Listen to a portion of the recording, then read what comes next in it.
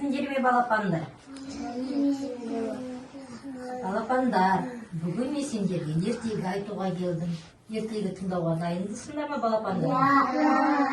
Ал ендеше мен сендерге қарға мен түлкі деген ертегіні айтып берейін.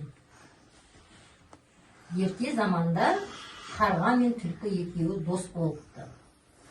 Бір күні қарға жолдан ірімшік тауып алып, ауызына салып, ұшып келе жатса, оны көрген түлкі құлыққа басып: "Қарға, сен қандай аппақсың, сен қандай сұлусың" деп қарғаны мақтай жөнелтті. Қарға мақтанып кетіпті. "Қарға, сен күшті өлең айтушы едің ғой" деп түлкі одан сайын мақтаған ғой қарғаны.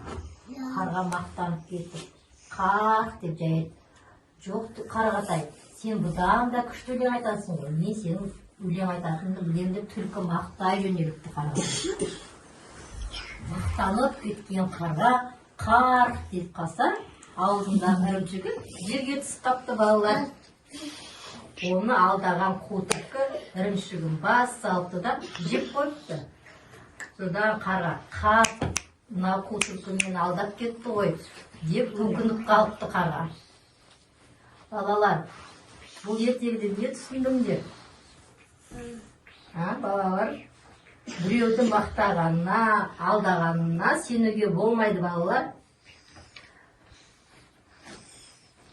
Ертегі